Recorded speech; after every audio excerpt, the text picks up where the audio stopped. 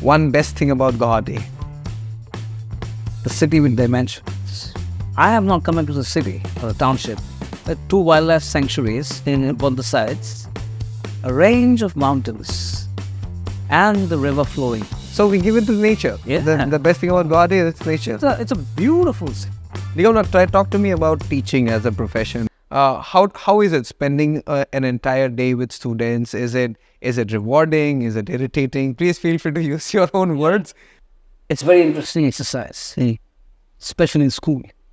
With school of children, I would say you still teach, share, and learn in the process. With the higher ones, you just let them know what you think should be shared. My guest today is a rock star in his own right. An actor, a performer, a journalist, a storyteller, an academician, an educator. I'm very happy to introduce you to all Sattyakee D'com Bhuyan. D'com da, welcome to the show. I quite like that introduction, must say. Well, you are. I mean, just interrupting, you are a rock star. And, before we get into the depth of the conversation, I really want to first ask, Bhuyan, I understand. You have to give me some story about Sattyakee and D'com. Sattyakee is a name which my father gave me, out of the Mahabharata. It's another name for Lord Krishna. And he thought that would be a very unique kind of a name. And nice. And the other name is the catch. My first name is almost in the grave now. But D'com is something which came up very suddenly. My Jathai was in the gardens in Upper Assam, near D'com. That's a small place. And there's a river that flows. It's a tributary of the Brahmaputra with less water in it. And in the Aunu language, D means water. So D'com means, the D means water, and the river had less water. So D'com, not there. Yeah? Sure. And if you take the train, you might see a D'com station as well. Okay. And I, for one, changed the spelling and got an apostrophe to it. Okay. He apostrophe C-O-N. And the apostrophe, if you ask, is just for style. So that's the name. So is that legally also in all of your documents? Yeah, it's my official name. And to all my students, I very fondly tell them that, listen, my name is D'com. I came before Econ. I don't know that, little aged. But that's how it is now. So was there ever an issue with the apostrophe in your name? Is that apostrophe was an issue with the Indian government. The Indian passport doesn't allow an apostrophe. Okay. However, my laser peasant, that I was with the United Nations World Bank, that passport had a... Oh, that's nice. So we'll get to United Nations and World Bank, of course. But I do want to understand, when we did speak about your background, there's everything. There's arts, there's performance, there's teaching, there's journalism, there's storytelling. D'com, please tell me about your pursuit in arts. How did arts come about you? Well, I grew up in a sort of very artistic family in Guwahati, besides the river, as you all know. I'm a resident of Uzambazar, and with the pin code 1, I'm very proud of that pin code, 781001. They're very old residents in the city. Okay. And I was born in a milieu of a lot of art happening all around me. My father was a theatre person, who of course passed away very early. That's a different story. A filmmaker. I've seen people, legends like Pratima Pandey, or coming and doing jalsas in our drawing room. We are a quaint little Assam type house. We still have that. Legends like Jayanta Hazarika was my father's bosom friend. When I was very young, I think I almost grew up sitting in his lap, father's lap. Nimal Broha Gordamloi, the very legendary Lakhadar Chaudhary. These were my father's seniors. Okay. And I equally grew up in a milieu like that. And then again, growing up parallelly in Guwahati and in Shillong. My mother's from Shillong. They're also a very old family there. And there it was musically on a different notion. There it was my mama's very dear friend was Nu Majao, who actually brought me up, in his lap, made me learn how to climb. And of course, Lou continues to be one of the most Yes. inspirational figures, I think, in your life. He's always there. Yes, right. I haven't seen a showman like him anywhere in the world. He's helped me, he does my music scapes for the plays that I've done in my very nascently growing up years. And it's been an inspiration, yes. So parallelly, he's with us now, And of course, Eddie Ranger, who passed away early. Eddie, Lou, Ruby, they were the seniors in Shillong there. And parallelly here, it was, of course, all the figures. And because Ulaanbaatar was a place where everyone met. Correct. It was almost, it had a dark side and it's a very vibrant, positive side. Correct. As we all know. In our days, rickshaws and all these never used to come. So, I know. That's a very good point. I'll just ask you to add on that a little bit. You said Ulaanbaatar, and you are pin code 1, and you are an OG Guwahatian. For a lot of people who may be watching right now, may not know, with your history, your family's history, which has been so rich. It's a rich history that you come from. Ulaanbaatar, Guwahati, everything has changed from the time where you were growing up. I think early 70s. Am I right? Early 70s. And now we're in 2023. How different is Guwahati? I mean, how have you seen the change? Well, Siddharth, when I was young and much younger than now, if I wanted the bullet ride, if I was sitting outside my, veranda, on those old moras and the divan that we had, I could recognize whose bullet was coming. Until every guess of mine was right. There were 6-7 bullets in the city. Of course, written by us. They were our heroes. Correct. Morishida being one of them.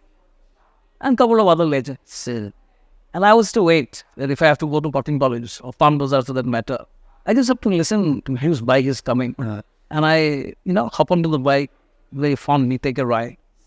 And of course, there were more trees. And I quite like the riverside. That has changed manifold. Maybe for the better. But yes, definitely the freshness of the place for me is still there. It's just that it's getting a little more crowded. It is. It is. I like the wind blowing every morning, and every night the birds still chirp in the morning. I miss the hall of gibbons in Manang. I remember those were our alarms. So we were growing up, but I think that family is no longer there. So that's one thing that huku in the morning. That's what I miss. And apart from that, a few seniors in the vicinity. I miss the dhoti-clad gentleman. Let's put it that way. Yep. Who used to, who had the right to give me a tight one whenever I go wrong. Of course, the mekhla chador-clad women who look very graceful. Yes.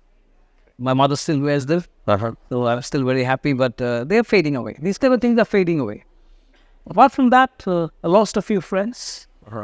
And apart from that, I still like this place. And that's why I came back home here. And with that, of course, to give back something into a place that I'm very deeply rooted in. You've traveled across the globe. We've traveled several countries. You've worked extensively in the field of journalism, also in the field of human rights, and you've also worked with the UN. Which of these pursuits have been, extensively fulfilling for you as a more and DCOM, more both fulfilling us? Which one do you think of these, helped you out? Well, there's a little risk here, Like the body has limitations. The mind doesn't have limitations. You're right. Correct. I agree. For which I've always lived a life for the moment. And so far, I've done the things I've loved and I liked. I wanted to be a journalist because of the flair of writing I'm now now I leave journalism aside. I only have my writing hand. Correct. That's what I'm left with. Theatre, of course, my family was not very keen, especially my father, to come in full time into the creative arts. Despite him Being a broadcaster, filmmaker, theatre person, he said that in this part of the country, you have to finish off your academy. Very clear on these thoughts. And I respected him for that. And I completed my master's, and something then which was very new, linguistics. I always liked the diversity of the Northeast, the multi-ethnicity, the polycultural milieu, So I did of course, Cotton College was very dear to me. A lot of theatre happened then. I just hope that vibe comes back to the college. Now it's a university. A lot of theatre. The Shakespeare Society. So do we agree that theatre has been most fulfilling for you? Do you think we can say that? Theatre, yes. From the academic world, I wanted to be a part of the Indian Institute of Technology. And I served IIT Guwahati for about 4 years almost as an assistant scientist in languages. Theatre, yes. Well, I wanted to be a part of very covenant United Nations. So I was part of that as well. I did 11 years in the communications team in South Africa. And more than anything else, I've so far enjoyed everything that I've put my hand into. Yeah. I think that is very important. Yeah. And I've always had this fondness towards my teachers. Oh, okay. So I thought, and professors in college and school teachers. So I thought I'm not suitable to do too many things. So I thought, yes, teaching could be one thing that I'm very fond of. I get to, spend quality time with young, creative minds, bright minds, let's put it that way. And we share in the process. I also learn from them.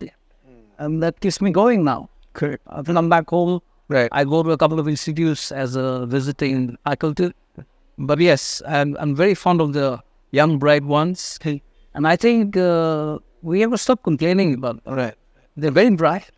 You will get to appreciate us. No, we don't jump the gun, but between balancing your role as an educator, as someone invested in music, someone invested in writing columns, what does your schedule look like? Someone who's trying to handle 10 different profiles. Was the case same in the past that you were handling too many things, or is it only now that you're trying to achieve a lot of things and you want to do a lot of things? To tell you very frankly, I've never had trouble with time because I always saw that I managed time well. And I have to give it up to my habits. Despite all the odds, I've always been a morning person. And these days, it's even better. Correct. Because I rise when the birds of the city. Correct. At about 3:30 in the morning. So I have ample time to plan my day. Like I said, I live for the moment. Yep. So I plan up everything in the morning. That's the best time for me to also write and power up my imagination. Because, you don't go to places to get the ideas, do you? Correct. You do. So you have to spend time with yourself. Right, of course. And that's the time I power up my imagination and get to my connect of pen to paper. And plan out my day. Correct. And so far, it's going okay. I'm not complaining. I'm not the type who will say that I'm very busy, can't do this, I won't be able to make it. Right. And if it's young people involved, I normally don't say no. Okay. I definitely try to make it. And so far, so good. God is pleased. Yeah, I think. I'm pleased. Yep. As long as we're pleased with our work, I think that is most important. Now, just for the audience, again, I'm reiterating this. Just for the audience, D'com Da, you are the only person I know who till date uses what you call a feature phone, 3310 type phone. And you don't have a smartphone. And for the longest time that I've known you, for the past 8 years that I've known you, you have never once, sent me a message on WhatsApp because you're not on WhatsApp. Yeah. What is that about? How does your family deal with that? How does, I want to send you an Amazon link, I want to send you an image. How are they getting this across to you? Yeah. When I retired, my last job, I had 3 of these smart gadgets. 3 smart. And when I came back home, this is the place I'm familiar with. First, yeah. It's still a very small, quaint little place for me. Township. A lot of people call it the city. For me, it's still a small, quaint place. Shillong, Guwahati, the entire Northeast for that matter. I love the Northeast very dearly. And to survive here, I think it's so far so good. It's manageable Without a smartphone, for the simple reason that I love technology. I love the way it helps. I like the progress involved with it. But I still can do without a smartphone in the sense it hampers my thinking first. And of late, that's, when I was using the smartphone, at times I used to get very irritated. About the thing, vibrations in the pocket, and it tags along with me. As you see how privacy is gone. Right. The streets are lit with the cameras. Correct. Your workplaces have cameras. Correct. Your vehicle these days, I've seen a lot of people's vehicles, they are all camera. Correct. Everywhere, it's full of camera. Absolutely. Technology. I'm a little tired of it. Well, I'm also a little scared of it. Mm. In the sense that I'm just waiting for the day where you'll cut a part of your skin, insert a SIM, and carry on with that vibration. I don't need that high. I'm pretty high in life for good 40 years. I've been very high always. I like my highs and lows. But technology, I'm a little fearful. And I like to take it to my stride. So suppose I'm traveling now, when I'm traveling out of my home country. These days there are places where it's, cash free. Correct. So I do carry my son's or my daughter's spare, or my wife's spare. You have those spare? Right, of course. Put a SIM. I do my round. The moment I come back, I put it back to my very lovely phone, the keypad phone. Correct. And I'm surviving. And if someone wants to meet me very urgently, will they come home? And otherwise, I sometimes trouble my wife. Or in fact, you could just call. I mean, you're always reachable on call. That is always there. Have you ever seen that I'm not reachable? No, of course. So you're always a phone call away. And it's just that these groups, the technology groups, WhatsApp groups, whatever you call it. I'm not very fond of that, because if you don't respond, then it's a problem. Well, if you respond, then you're only responding to these kind of messages. Who says the young people don't write? The amount of text they write, my goodness, we never wrote so many things. So none of this notes sharing happened from your class to your students. Okay, here are the notes for today's class. Are you sharing them via email then? Group email. So I use the email. Like that, I have to share something, I give it away. They send me mail. I'm very good with mails. All right. I'm very prompt. I like, it also gives me like my writing hand is. So I do with keyboard, and I'm quite okay with it. D'com, talk to me about teaching as a profession, as someone who's been educating for some time now. For the lack of a better word, you are what students would look up to, possibly a youth ambassador. How is it spending an entire day with students? Is it rewarding? Is it irritating? Please feel free to use your own words. But yeah, please tell me. It's very interesting exercise, especially in school. With school children, I would say you still teach, share, and learn in the process. With the higher ones, you just let them know what you think should be shared. Be it information, be it knowledge. I think because, being involved with theatre, my observation skills are not bad. So in a classroom of good 20 to 40, whatever it is, whatever the number is, I get very distracted when I notice that some of them, their minds are not with me. And that I've noticed for the senior ones. Of course, you don't tell them. Correct. But there's a satisfaction deep within. And they And you feel that, they're all connecting to me. correct.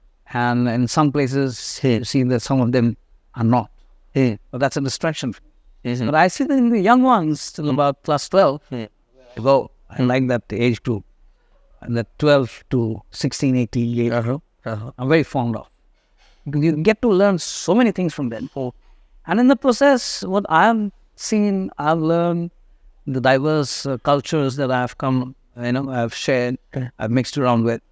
It's good to share with them a lot of things. It's not just a textbook, I think the kids have a good time with me for the simple reason that I'm approachable as a teacher. And I keep telling them that feel free to ask me questions, know where to draw the line, but feel free. It's not just the toy. Don't think that the 100 grams in your pocket is your confidence. Correct. Your confidence is what you can think and speak and talk and relate. Correct. That's confidence. Absolutely. Not that toy in the pocket. And not that slate like the iPad.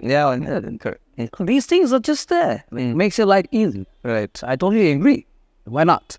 And but what in your mind's eye, that's why I like my work. If nothing else, I like it to be the visceral, a little evocative, and of course, a little large. Correct. I quite like the seductiveness in all my work, especially the creative part. Of course. What is called creative. I've liked this from my very nascent years. I've learned and I've seen that everything very seductive needs to be. So I like my work. There's a difference between seductiveness, lush, and sexy. Correct. Well, I like the lush way. You know what I mean? So even for color, the scheme of color, the stage for that matter, the screen, I would like everything to be lush. Let's put it that way. That all speaks out to you, right? Yeah. It's my inner mind. Correct. Thoughts that I try to put it across through a medium. Correct. And these two mediums I really like, pen to paper connect, and of course the live connect, stage. So talking about students, how do you think students have in them an X factor? Maybe everyone has it, maybe someone does not have it, or maybe you're just in the journey of finding your own X factor. How do you identify a good student from a bad one, or the one who's struggling? Let's not call bad students. But they're all students. They're all learning in the process. To tell you very frank, I'm glad you asked this. Let me be very frank. I can see the look in their eyes. If it's one human organ, I'm very fond. And I hope I'm trying to donate my eyes, because I feel for the people who don't have the sight, the blessings of sight. But I think from the look in their eyes, I can make out for sure.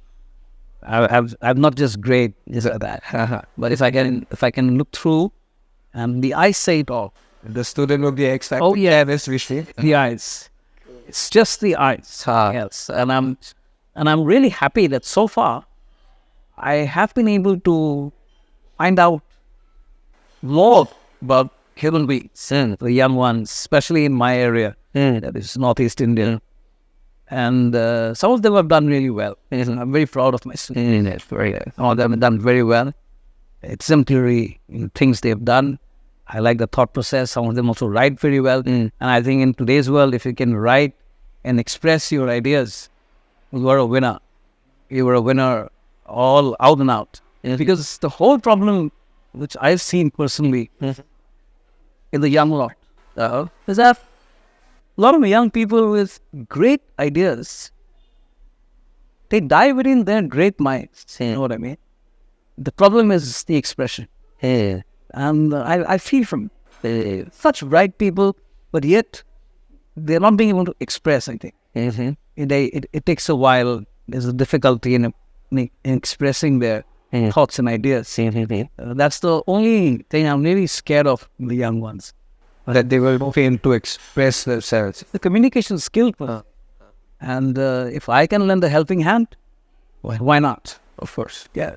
So now, again, we're going to talk to some. I'll tell you something. Yeah. You've seen three. How I would say three, as some of our colleagues said. You're from a different generation, and then we're from a different generation. You've seen about three different timelines and different generations. You've seen the boomers, the boomer generation. You've seen millennials, and you've seen Gen Zs, right? Because they have the need to kind of demarcate themselves and separate themselves from the rest. How have you seen people change all throughout this time? Maybe perhaps in the form of students, maybe as teachers, maybe as your friends. How have they changed in these three significant timelines? Sounding in, I'd say personally, the feeling of camaraderie, it's coming down. If I see the three generations, mine, the next, and of course the Gen Z, and especially the Gen Z, let's put in the young one. Right. I think they like to create their own space, and that space per se is not a wide space. If you've noticed how people these days, with the distractions, they try to wear headphones. And out of the connected world, they have a lot of powerful headgear in it so that the outside noise doesn't trouble them, and they're confined to that. So it's not very good for the ears, I understand. But that's how they create this space. So the space is actually in human form, it's less space. Whereas our seniors and our space was large. With a very large, colorful, vibrant space, and a lot of nature involved, natural nature. We have the liking. But I can see these days that there are a lot of young people now going on bike rides, taking them in bike ride, or they camp up in the wilderness. I'm not saying we started it. I've seen my father going hunting, game hunting, spending the night in the forest, taking a jeep ride back. But seen that. But you're saying so they are confining their space. Correct. They are more isolated. Yeah, the more isolation. I think. Correct me if I'm wrong. But I think they're narrowing their space. It's the phone or the pad, and the headphone. Yeah. OTT platform overclicking. They are confined to their own space. It's a little selfish. Yeah. I think it's a little selfish way. Don't know why. Yeah. Because they're not bothered. I've also seen, and let me not even bring in the form of respect, empathy, respect. Let me not bring in these words. It might be racist, right? But yes, the difference is, I think they're confining their space way too much. I mean, this could be a follow-up controversy in general, because you basically call them little disrespectful. I mean, they are, but yeah, We may not. I think that's what you enjoy today as an educator, and you enjoy the respect from your students. I think that is fantastic. We've spoken about a little bit about education, a little bit about your work. Let's talk to you about some movies. Yeah. Your last movie was, if I'm not wrong, Mission. In China was Zubin, and like So just maybe a funny incident or something from behind the stage that behind the scenes that a lot of people don't know. Oh well, movies are fun. Movies are fun, actually behind the scenes, right? All fun there. And as you know, it's a director's medium for the director. And Zubin has been a very dear friend since I'm growing up days. So couldn't say no to him. But like I said, a lot of, it took us a long time because he involved the seasons. So it involved a lot of crafts in a sense. It was action-packed. But yes, when it comes to, if you ask me about films and theater, I like the stage space more. For simple reason that is right. Okay. And this is recorded. But yes, it was fun. Amit, I like the Bhaskar's work. Correct. For his elder brother and I were friends in college days and very good family friends. But I like that young man's work. Very gripping. So I did a cameo there as well. Actually, that's one film, Ami, where my entire family is there. Yeah. I'm leading the opera and singing, seeing my son's there playing piano, and my wife's in the choir singing, and my daughter's in the audience. And the door opens in the auditorium. Yeah. She's the first one who comes out. So there are good moments with Ami. There are good moments, very intimate, good moments with Mission China, and how we changed the scenario of Assamese film to when we went to various institutes. Travel to talk about it. Correct. Promote the film. Correct. I've never seen any films in this way. We're doing a road trip all over, Sam. Going to various institutions because it's the young people that needs to come back with horse. Correct. And what a thought. True. Forget everything else, but look at thought. Look at how, and as it is, his fan following, no one needs to even discuss. Of course, how it is. Of course. But where he decided that we will do this trip, we readily agree, and what a change it brought in to Assamese cinema. And today I see a lot of road trips happening. Right. People trying to promote their films by going to various stations. Right. But yes, he is the man who drove it. Let's also talk about artistic promotion. Talk to us about the Passion Collective. Yes. Maybe just a little bit in terms of your movement from all the other fields of work, and then finding your passion in the Passion Collective. What is that about? Like the name itself. Right. It's designed by a very dear friend of mine called Hemant Basankar, who was with the advertising world in Bombay. His wife, Lajja, very dear friends of mine. So they designed that logo for me with the matchsticks, one lit. That's the passion, the flame and the passion from deep within. All these connects to the collective. It was the passion players before. But it was sounding too much of an outdoors kind of a thing. The players and the likes. Of course, the stage creative people are also players, but I then changed it to the collective. Because there's so many departments involved. And I'm glad that I could be a part of each of them. And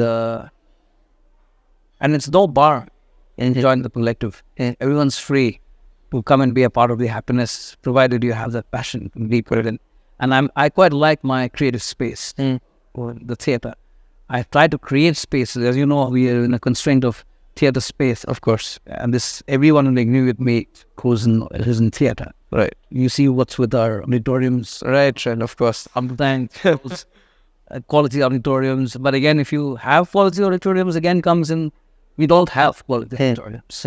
Sorry to say this, but if you have what is left of it is also very expensive. Right. And still, for theatre, to bring in that money, it's still a fight, still a big fight. And we passionately get together to gather money, to keep the craft alive. And I'm glad so far I've been helped. People have held hands to take this journey forward over years. And I've almost been in this line of work right from 1991 to 2023 now. And there has been a lot of good support, I would say. Friends, that's one house I keep very well. My housekeeping otherwise is not very good. But friendship is one house I keep well. And every time it's been friends who've helped me a lot in this passion collective process. So, D'com, we were also talking about, when we were talking about students, you're talking about how students are, say, perhaps a little disconnected at this point, or, in their own isolation. Maybe they've created their own universes right now. Do you think, what about your youth, your days back in the youth? How are they different from the days now? Please tell me about that. Well, mine definitely was very colorful. It still is. Just that, in retrospect, I've realized that I've done a few things which I could have not done, when I stayed away, and still had that very colorful youth. One, of course, is, as you all know, that I had this problem with alcohol. I've been a certified alcoholic. And if you're once an alcoholic, alcoholic for life. So every day now is a new day for me.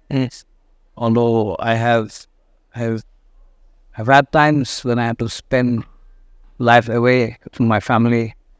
That's a rehab situation because I was abusing it. A lot of alcohol, a lot of happy smoke, hand-rolled cigarettes. So all these things are not worth it. It's not. It's been. I would say like this. You put it this way. It was very selfish of my thoughts to maintain that kind of a high. Almost 27 years. 27. Yeah, I've learned smoking since very young age. I started smoking at a very tender age. Of course, drinking as well, and heavy drinking. I thought I slowly like to enjoy that feel and in that space upstairs. Well, not worth it. I'm very fresh now, and like I said, I was a morning person, but now it's even better. But I had a lot of sacrifices my family made for me. My good friends who were around, my almost more than family, a friend in me called GPlus is with me throughout this fight that I involved.